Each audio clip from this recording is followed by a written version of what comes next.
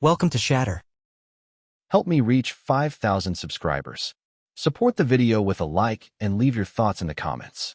The night she said it, it didn't sound real. I want a break. No contact. Just like that. No warning, no tears, no drama. She stood in the doorway with her suitcase zipped, her tone flat, like she was ordering coffee. I didn't argue. I didn't ask why. I just said, done. I'm a stranger now. And that was it. The sound of the door closing behind her was cleaner than any goodbye I'd ever heard. No yelling, no crying, just silence. At first, it felt strange but freeing. I'd been holding my breath for months without realizing it, walking around our apartment like a guest in my own life.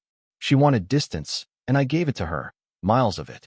I deleted her number, muted her messages, erased her photos. Every memory, every trace, gone. But silence isn't quiet. It's loud in all the wrong ways. It hums under your skin. It wakes you up at 2 a.m. when the room's too still and your chest feels too tight. That's when I first started seeing the texts. It began a week after she left. Unknown number. No name. No profile photo. Just the words, "Are you awake?" I ignored it. The next night, "Please. Then can we talk?" I didn't answer any of them. I told myself it wasn't her, but deep down I knew. The rhythm of her words, the timing, it was her voice without sound. Still, I stayed silent. Because that's what she wanted, right? No contact. But the messages kept coming, each one later than the last. Always around 1:30 in the morning, like something in her couldn't rest until she sent it. I stopped checking them. I stopped trying to care. Then, one night, something changed.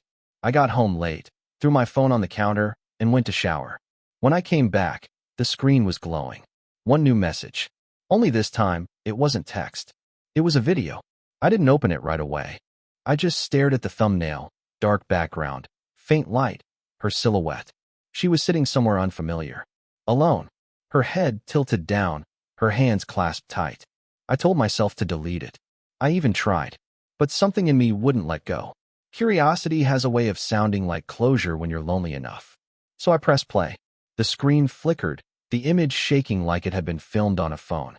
Then her face appeared. Pale, tired, eyes wet. And when she finally spoke, her voice cracked in a way I'd never heard before. "You said you were a stranger now," she whispered.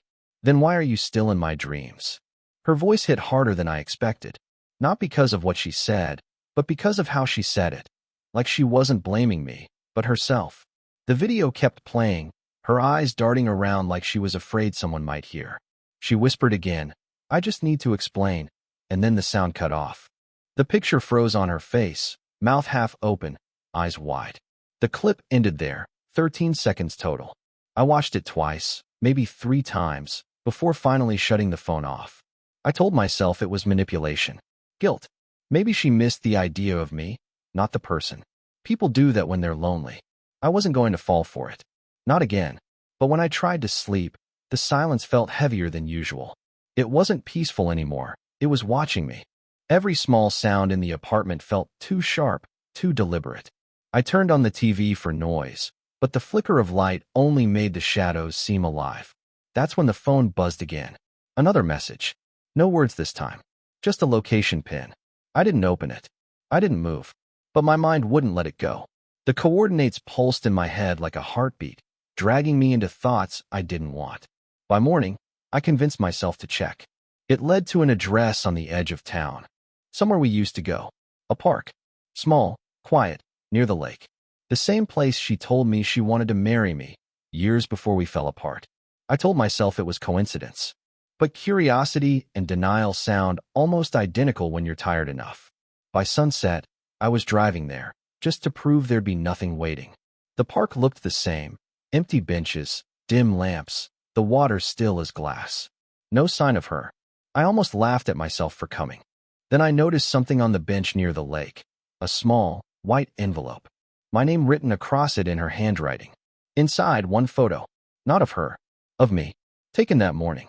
Same clothes, same angle, like someone had been standing right outside my building when I left.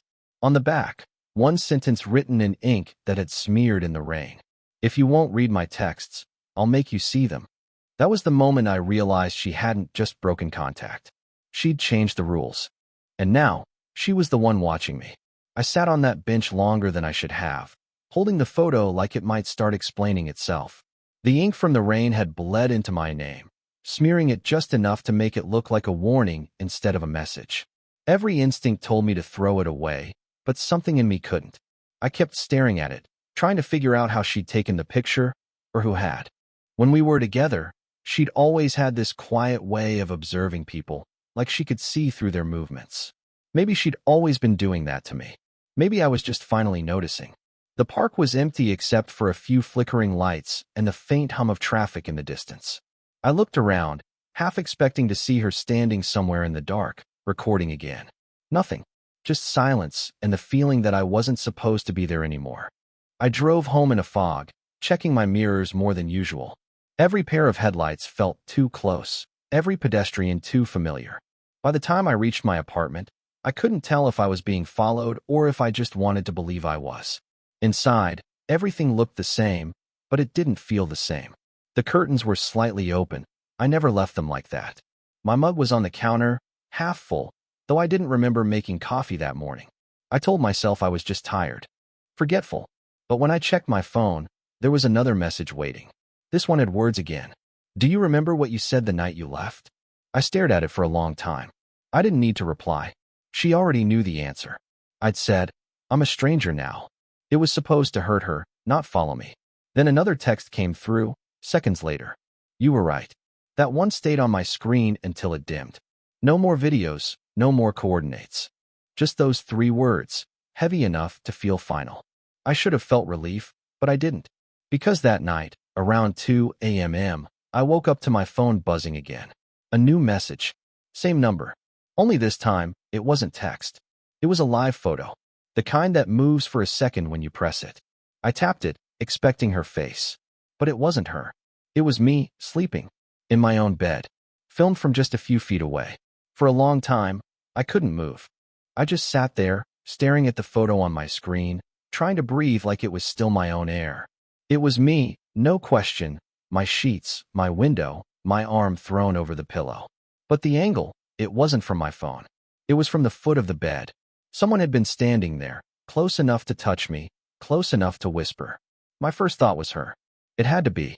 No one else had a reason. But then another thought crept in, colder, quieter. What if it wasn't her at all? What if someone else was using her words, her number, her face to get to me? I checked the apartment from top to bottom, closets, under the bed, every window latch. Nothing. Everything looked untouched. Yet I couldn't shake the feeling that something invisible had already crossed the line between inside and out. The next day, I called the number. No answer. I called again. Straight to voicemail. The third time, I didn't even get that far, just a cold click, like someone picking up and listening without speaking. I hung up, turned off the phone, and tried to convince myself I was fine. But that night, she, or whoever it was, found another way. Around midnight, the old landline in my apartment rang. I hadn't used it in years. I let it ring twice before picking up. Static filled the line. I almost hung up, but then a voice came through, faint, distant, breaking apart with every word. You said you'd forget me. I froze. It was her voice. No doubt this time. But something about it was off, slower, deeper, like it was being dragged through water. I tried. I said before I even thought about it. My voice sounded small, unfamiliar. She didn't answer. The static built again, louder, sharper, until it turned into a low, rhythmic sound. Breathing. Then, just as suddenly, silence. The line went dead. I stood there, still holding the receiver, listening to nothing. When I looked toward the window, I saw it. Across the street. A figure standing under the streetlight, motionless, watching. The phone slipped from my hand and hit the floor. I didn't check if it was her. I didn't need to. Deep down, I already knew. She hadn't come back to talk. She'd come to make sure I listened. I didn't sleep that night. Every time I closed my eyes, I saw her face lit by that streetlight, still, expressionless, like a memory that had stepped out of my head and into the real world. By dawn, I was pacing the apartment, trying to convince myself I hadn't seen anything at all. Maybe it wasn't her.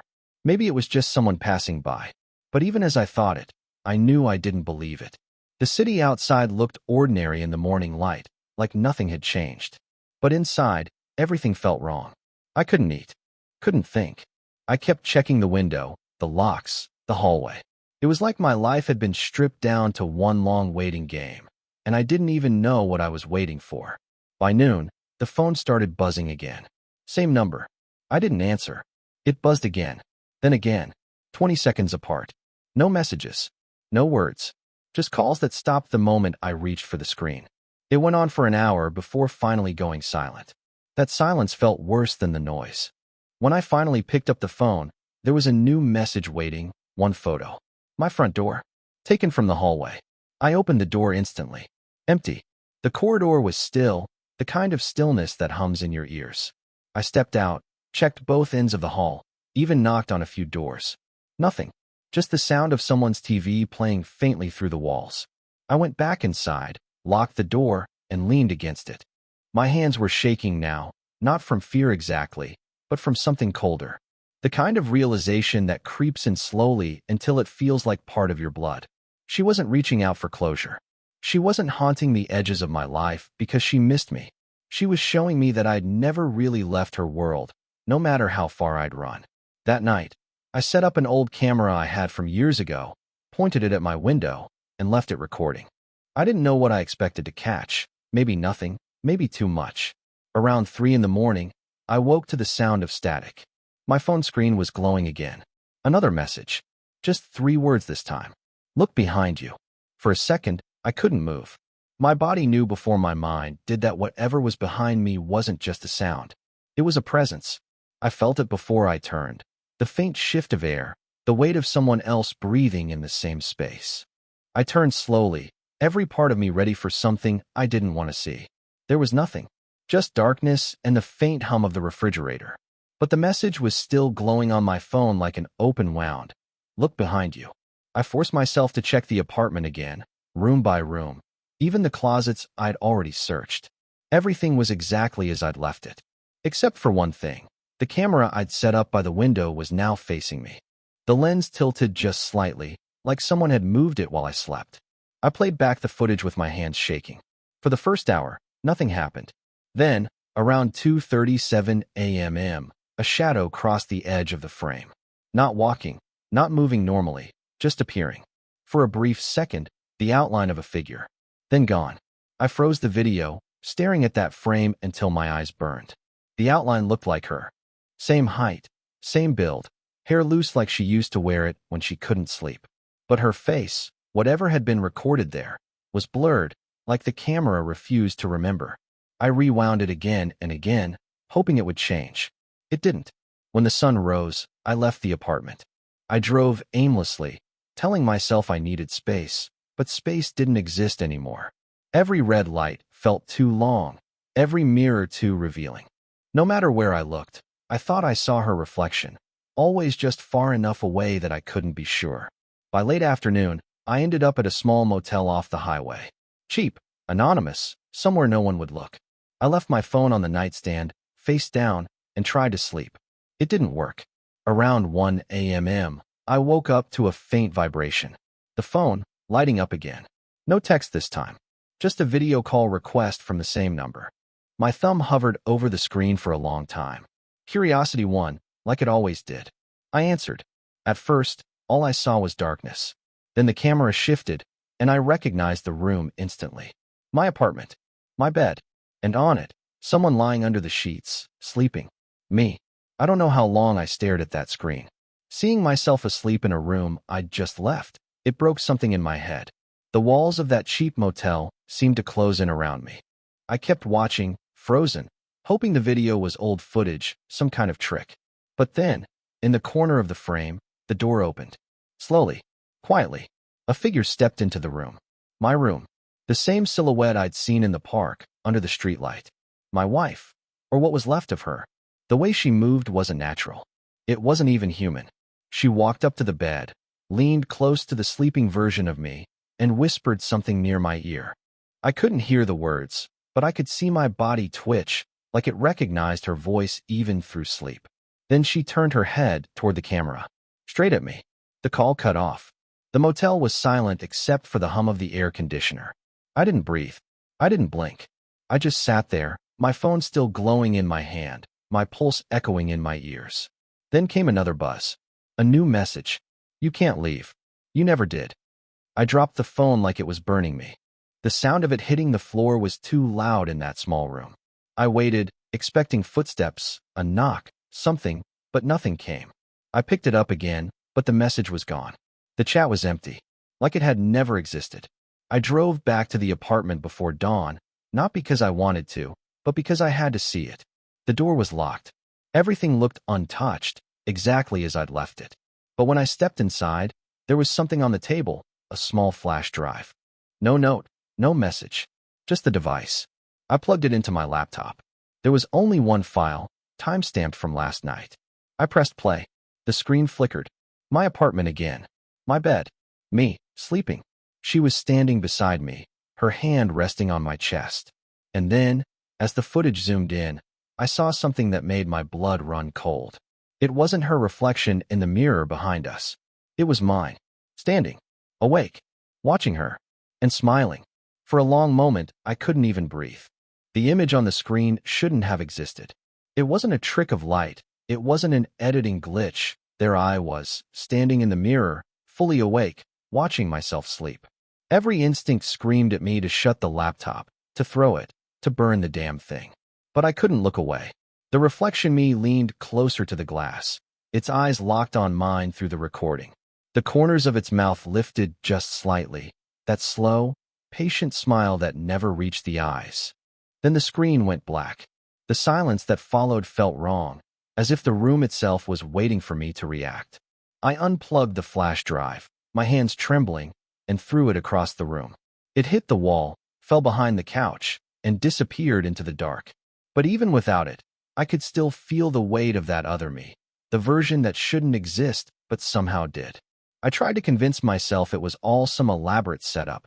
Maybe she'd hired someone. Maybe it was all revenge. But deep down, I knew this was bigger than us. This wasn't just her anger. It was something that had started the night I said those words. I'm a stranger now. Maybe I hadn't understood what that really meant. I left the apartment again, drove with no direction, just following the road until the sun began to rise. My phone buzzed once, but I didn't look.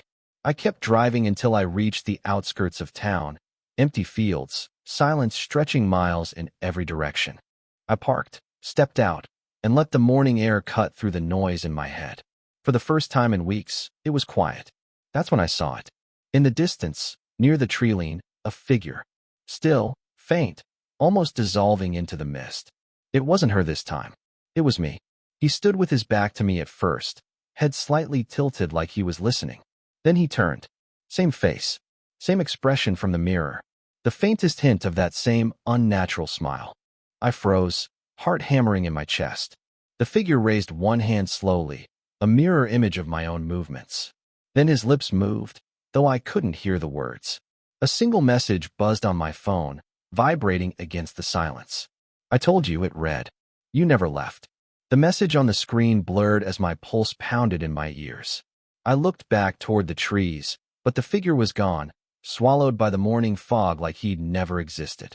I wanted to believe I'd imagined it, that the exhaustion, the messages, the sleepless nights had finally cracked something in my mind. But when I checked my phone again, the message was still there. You never left. I started the car and drove. I didn't care where. I just needed to move, to outpace whatever was following me, even if it meant running from myself. The roads blurred together until I ended up back in the city without realizing it. I parked on a random street, my hands gripping the wheel hard enough to hurt. My reflection stared back at me in the rearview mirror, and for a split second, it didn't move when I did. That was the moment I broke. I stumbled out of the car and walked until I reached the river, the same one near the park where I'd found her first message. The water was dark, rippling faintly under the gray sky. I stood there, trying to remember when all of this had started. The truth was, I couldn't. There wasn't a clear line anymore between what had happened and what I thought had happened. That's when I saw something floating by the edge of the riverbank, a small black phone, half submerged. The same model as mine. I picked it up without thinking, wiped the mud off the screen. It turned on instantly. No password, just one unread message. It was from her.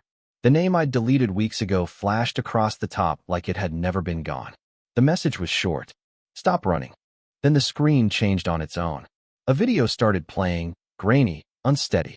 It was me, standing right where I was now, by the river, holding that same phone. Only in the video, I wasn't alone. She stood behind me, one hand on my shoulder, whispering something I couldn't hear. The wind picked up, sharp against my face. I turned around fast, but the riverbank was empty. Only my reflection in the dark water looked back. And then it smiled. I dropped the phone, stumbled back, my mind spinning. Somewhere between her and me, between silence and obsession, something had broken loose. Something that no longer cared which one of us it belonged to. I stared into the river until the reflection started to blur. The wind rippled the surface, distorting my face, stretching it into something unrecognizable. For a second, I thought I saw her reflection beside mine, soft, blurred, almost kind. But when I turned, there was no one. Just the echo of her voice in my head, the words she said before she left. I want a break. No contact. I had agreed, too easily. Done. I'm a stranger now. And maybe that was when it happened, when I stopped being a person and became something else. A shadow made of silence. The phone I dropped buzzed again somewhere in the mud behind me. I didn't want to look, but I couldn't stop myself. The screen glowed through the dirt. Another message appeared. Come home. I didn't even realize I was walking until I saw the city lights again. My apartment building looked different in the dark, like it was waiting for me. The elevator doors opened before I pressed the button. The hallway lights flickered in rhythm with my heartbeat. My door was unlocked. Inside, the air was still, cold. The curtains were drawn tight, but the faint glow from my laptop lit the room. It was on, though I hadn't left it that way. The same file I'd watched before was open again, paused at the moment where my reflection smiled in the mirror. I hovered over the trackpad, wanting to close it, but unable to. Then the video continued on its own. This time, it didn't show the mirror. It showed the room I was standing in now. Same angle, same lighting. Me, standing by the laptop, watching the screen. My throat went dry. I turned slowly toward the camera mounted above the desk. The small recording light blinked red. Someone, or something, was streaming this moment back to me as it happened. On the screen, a faint movement appeared behind my reflection. A figure stepped out from the corner, her outline soft, familiar. She walked up behind me, just like in the other videos, and rested a hand on my shoulder. I could feel it. Warm. Real. Her whisper brushed my ear. You said you were a stranger. Now you are. The lights flickered once, twice, then went out completely. And in that last moment before the screen turned black, I saw my reflection one final time, standing still, watching me. Only this time, it didn't look afraid. It looked home. What would you have done in my place? If the story hit you, leave a like. And don't forget to subscribe. It only gets stronger from here.